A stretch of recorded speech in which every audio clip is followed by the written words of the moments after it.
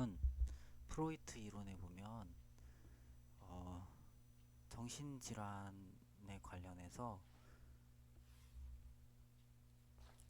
어떤 성욕동의 요소와 연관지어서 해석하려는 이론들이 좀 있는 것 같아요. 정신과의 어떤 약간 기초 이론 중에 하나라고 생각하거든요. 제가 잘 몰라서 그런데 프로이트 이론이 그래요. 근데 어떤 책을 최근에 읽어봤는데 저는 그런 정도인지는 몰랐는데 제가 만나본 정신과 의사 선생님들은 거의 다 진짜 거의 목사님 수준급으로 진짜 환자들 되게 막 위하시고 환자들 되게 심려하고 되게 배려하고 진짜 신사적이고 진짜 정말 또 제가 입원했을 때도 보면 정신과 의사분들도 말하자면 비번이나 쉬겠죠. 이게 되게 녹록지 않은 직업인데 근데 제가 어떤 책을 봤는데 프로이트 이론과 그 다음에 그봐 정신과의 어떤 이론 그 다음에 마르크스 이론과 공산주의, 예? 마르크스 이론과 그 다음에 그 어떤 이 세상의 학문과 이론이라고 하는 것들과도 당연히 거짓말과도 비교될 수 없는 하나님의 말씀인 성경, 성경을 서재에 같이 꽂아 놓은 것을 보고 이제 그 의구심을 가졌다. 뭐 이렇게 표현한 어떤 학자분의 글을 읽은 적이 있어요. 최근에. 그래서 이게 뭔 소리지 이러고 있다가 대강은 알겠는데 그런 정도인가 프로이트 이론이? 난 그런 생각을 했어요. 뭐 마르크스라는 건 알겠는데 걔는 유물론이니까 영혼이 없다 그러잖아요. 영혼 자체가 영적 세계 자체를 아예 무시를 하니까. 근데 마르크스 이론 아니 프로이트 이론도 그런 건가? 그런 생각을 했어요. 근데 그런 얘기가 적혀 있더라고요. 그리고 아 그렇구나. 정신과의 어떤 이제 초석을 놨다고 하는 프로이트라는 사람의 이론도 진짜 그 정도 취급할 만큼 그런 부분도 있구나 그런 생각들을 했죠. 그러면 근데 글쎄요 그런가? 그럼 정신과를 다니는 사람들의 어떤 그 뭐야 작용 기전 뭐 이런 걸 알아내 갖고 먹는 약이라든지 맞는 주사라든지 또 뭐 여러 가지 이제 정신과적인 어떤 이제 시험지 이런 거 있잖아요. 결과를 이제 검사를 하기 위한 검사 결과를 도출해내기 위한 어떤 질문지, 그죠? 그다음에 이제 실험 이렇게 검사 같은 거, 심리 검사 등등등 이런 거. 그게 다 거짓말이야? 그렇게 생각하진 않거든 나는. 그게 아예 완전 생판 아랑곳 없는 그냥 거짓 이론이라고 생각하진 않거든요. 아닌가? 근데 아무튼 먹는 정신과 약은 물론 뭐 부작용이 있는 것도 있다고 하는데 그거 잘 드니까 그렇지 않아요? 어, 아닌가? 근데 개인적인 입장에서 난 조현병 진단을 받았었고 조현병 약을 오래 먹었죠. 음? 일단 진단을 받은 거는 내가 발병한 지 10년 정도 지나고 후서고 10년 정도 지나고 난 후에서야 말하자면 그 후에야 이제 뭐 이제 조현병 진단을 받았고 발병하고 나서 종교망상이 있었고 종교망상에 해당되는 어떤 그 망상의 내용에 이제 관계망상, 피해망상 또 등등 이런 것들이 다 뒤섞여 있었고 10년 후에 점점 여러 가지 망상들로 이렇게 같이 이렇게 복합돼서 머릿속에서 막 삶이 힘들어졌는데 글쎄요. 약을 먹었던 기간 동안에 내게 있었던 일들 그리고 약을 끊고 나서 이제 다 이제 그 치료를 받았다라고 판단을 내 스스로도 하고 이제 약을 억지로 먹으려는 것도 다 막아내고 해갖고 그래서 약을 끊고 한 1, 2년 거의 2년, 3년 지나고 나서 생각해 본 결과 내 의견에 약이 주는 효과가 있긴 있어요. 뭐냐면 일단 눌러놔. 그러니까 나는 다른 정신과 약은 잘 모르니까 뭐 수면제도 먹어봤지만 뭐 약국에서 파는 거 있잖아요. 효과 별로 없던데 잠 빨리 안 오던데. 근데 정신과에서 준 수면제는 그냥 직방이죠. 근데 아무튼 정신과 다니면서 먹었던 약이 갖고 있는 효과는 일단 눌러놓는 효과. 그러니까 뇌가 인지할 수 있는 내 개인적인 의견인데 난 정신과 약 중에서 이제 뭐 끽해봐야 수면제 아니면 뭐 아무튼 뭐 그냥 조현병 약이라고 주는 걸 먹었는데 뇌가 인지할 수 있는 어떤 인지력의 어떤 수치를 따져서 말한다고 하면 그 수치는 한 10 정도 된다고 쳐봅시다. 10 수치가. 그러면 나는 먹었던 정신과 약은 그 봐 나를 눌러놓는데 한 먹는 동안 또 주사 맞는 동안 주사 맞으면 좀 덜하고 먹으면 더 하고 이제 뇌를 눌러놓는다라고 생각되어지는 거는 한 이제 뇌가 10 정도의 수치를 인지하고 이제 판단을 하고 이렇게 할 수 있다 일할 수 있다라고 친다면 10 그럼 나는 한 2, 3 약을 먹는 동안에는 2, 3 정도만 이제 인지력이 이렇게 깨어 있고 나머지는 잠들어 있다 뇌가 그렇게 느낄 만큼 눌려서 살았어요 약 먹는 기간 동안 그러니까 거의 절망적이죠 어디 일하러 나가도 이렇게, 이렇게 견디지를 못해 예를 들어서 어디 물류 회사 같은데도 이렇게 어디에서는 막 일하다가 도저히 이렇게 너무 스트레스 상황이라서 이게 별거 아닌 일인데 그래갖고 중간에 그냥 나왔다고요 점심시간에 이렇게 그냥 나와갖고 모르고 조끼도 다 입고 그냥 버스를 탔어 거기서 준 조끼인데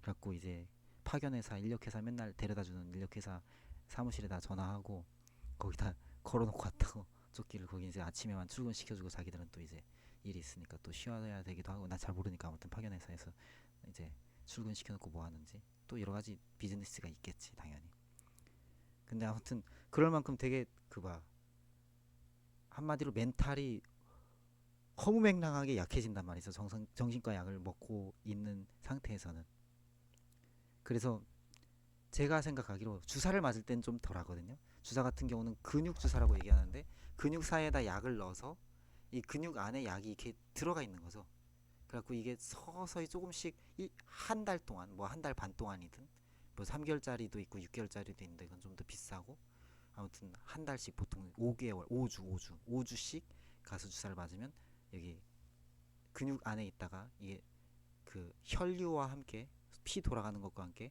서서히 다 몸에 퍼지는 거죠 아주 자연스럽게 조금씩 근육 안에 이렇게 숨겨져 있다가 주사를 여기다 넣어 놓으면 그래서 이제 근육 주사라고 얘기를 하고 그래갖고 한 5주간이 되면 이제 이게 다 바닥 나는 거예요 그럼 여기다 또 주사를 넣어놓고 이렇게 흘러가죠 그럼 근육 주사 받을 때는 내 개인적으로 내가 인지할 수 있는 뇌의 범위가 만약에 일반적으로 10이라는 수치로 친다면 내가 근육 주사를 맞는 동안에는 이제 정신과 약을 이제 약 먹는 것보다는 요거 맞는 동안에 좀 덜하였던 게 한 4, 5, 3, 4 그 정도까지 뇌를 기능을 사용할 수 있었다라고 생각을 해요. 그러니까 조현병 진단을 받기 10여 년 전에 분명히 망상 장애가 발생을 했고 그 다음에 그 이후에 이제 진단을 받았고 뭐 10년 좀 넘게 이후에 진단을 받았고 그리고 진단 이후에도 왔다 갔다 했어요. 약 먹을 때도 있고 안 먹을 때도 있고 어떤 때 받은 약은 너무 독해가지고 그거를 그 안 먹고 있다가 이거 약이 있네 내가 먹어야 되지 이런 생각 그냥 갑자기 하고서 한참 안 먹다가 그 어디 그 학교에서 돌아오는 길에 대학교였는데 돌아오는 길에 버스 안에서 먹었는데 그 종점을 돌아서 다시 돌고 있었고 나는 눈을 떴지 버스 안에서 약을 먹었다가 그 되게 독했을 때도 있고 어떤 경우는 이제 개인 병원에서 주는 약인데 꼭 이렇게 조그만 병원에서 약을 잘못 짓더라고 항상 뭐 이렇게 잘못 잘 지은 건지 모르겠는데 그 개인 병원에서 이제 입원했다가 얼마 안 돼서 나왔을 때 이제 먹었던 약은 거의 이렇게 마비를 일으켜 갖고 입으로 씹는 게 잘 안 돼. 이렇게 마비를 일으켜 갖고 입으로 말하기도 잘 어렵고 그 다음에 음식을 씹는 것 자체가 잘 안 되는 거예요. 너무 힘든 거지. 그런 경우도 있었어요. 음. 그랬고 뭐 그랬죠. 그랬습니다. 그리고 이제 정신과 약을 이제 끊고 나서 왜냐면 정신과 의사 선생님들 중에 크리스천도 계시고 또 자기가 크리스천이라고 말은 하진 않는데 특히 좀 대학병원 같은 경우 그 상담을 오랫동안 해주셨던 선생님이 이제 뭐 약 타러만 가는 거죠. 정신과 다니는 사람들은 알잖아요. 이제 뭐 한 1분 남짓 만나는데 워낙 환자들이 스케줄이 많으니까 한 1분 남짓 길어봤자 한 2, 3분 얘기하다가 바로 이제 나오는데 2, 3분 정도까지 얘기 안 한다. 1분도 안 걸리지. 근데 뭐 특별한 사항이 있으면 뭐 더 얘기할 수도 있겠다면 별로 특별한 사항은 없었고 나 같은 경우는. 근데 그 입원했을 때도 그렇고 정신과 의사 선생님들 중에서도 거의 절대 다수가 아무튼 의사도 과가 많이 있을 거 아니에요. 뭐 외과, 내과 뭐 등등등. 근데 정신과 의사 선생님들은 내가 알기로 뭐 모든 의사 선생님들이 다 그런지 몰라도 진짜 친절하고 되게 배려하고 그리고 진짜 환자의 인권에 대해서 환자의 입장에 대해서 되게 깊이 생각하는 분들이에요. 그러니까 구체적으로 정말 그 뭐야 어떤 비도덕적이고 막 속이고 그런 분들이 아니란 말이죠. 정말로 정말로. 그러니까 나는 잘 모르니까 그러는 거야. 정신과 이론 중에서 프로이트 이론이라는 게 프로이트가 정신과 이제 거기 아주 기초적인 인물 중에 하나잖아요. 근데 그 사람만 정신과 이론을 낸 사람이 아니고 예적부터 정신과에 이제 진료를 하고 또 의술을 더 발전시킨 사람들이 많이 있거든요, 학자들이. 그러니까 저는 예를 들자면 지금 현대사회 같은 경우 한국에서 뭐 공산주의 이론을 적어 놓은 책 같은 거 있잖아요. 뭐 무슨 뭐 마르크스가 쓴 책이든지 뭐 중국에 뭐라 그래 모택동이 쓴 책이든지 이런 것들을 사실 이제 출판이나 이런 게 금지되어 있지가 않죠. 현재로선. 왜냐면 그게 이렇게 퍼져도 그 뭐 사람들이 이렇게 거기 막 휘몰릴 만큼 무식한 사람들이 존재하지 않거든. 한국 사회에. 응? 한반도에. 뭐 북쪽은 테러리스트만 치우면 아마도 그럴걸요? 내 생각에. 그러니까 그냥 출판을 그냥 허용을 하고 있죠. 옛날에 어떤 시대는 안 그랬지. 근데 그런 거하고 약간 맥락이 다르긴 하지만 당연히 공산주의는 아예 말도 안 되는 이론이고 어? 마르크스라든지 아 따가 어 피났다 아 젠장 오씨 아 바본가 봐 혼자 이거 만지작거리다가 갑자기 여기 찔려갖고 혼자 피냈어요 미쳤나봐 정신 나갔나 근데 아무튼 그 오씨 아프다 씨. 정신과 이론도 여러 가지가 있을 거 아니에요 그리고 실제로 지금 당장 약을 끊으면 견딜 수 없는 사람들도 있어요 정신과 의사 선생님을 만남으로써 5주에 한 번 저 같은 경우 만남으로써 일상을 이렇게 다시 한번 이렇게 마치 새해가 시작됐다, 새 날이 시작됐다, 새 달이 시작됐다 이런 개념으로 새롭게 리프레시 하듯이 마치 그리스도인들이 일주일에 한 번씩 교회 갔다 오면 은혜 받고 왔다라고 표현하는 걸 세상 사람들이 잘 이해를 못하는 거지만 진짜 은혜 받는 것처럼 리프레시 하듯이 정신과 의사 선생님들 만나고 다니는 의사들 아니 환자들도 있다고요. 알아요? 또 상담직도 여러 가지가 있고 하니까 이론도 상담 이론도 많고 그러니까 절대로 정신과 의사 선생님들이 막 사기치고 말도 안 되는 이론 갖고 막 그냥 등쳐먹는 그런 사람들이 아니에요. 지금 한국 사회 의식이 당연히 뭐 그런 식으로 취급하는 사람들 없을 거라고 생각하고 나는 지금 내가 한국말로 뭐 얘기를 하고 있으니까 내가 한국 사회 어쩌고 말할 입장이 아니지만 근데 너무 아프다 이거 아이씨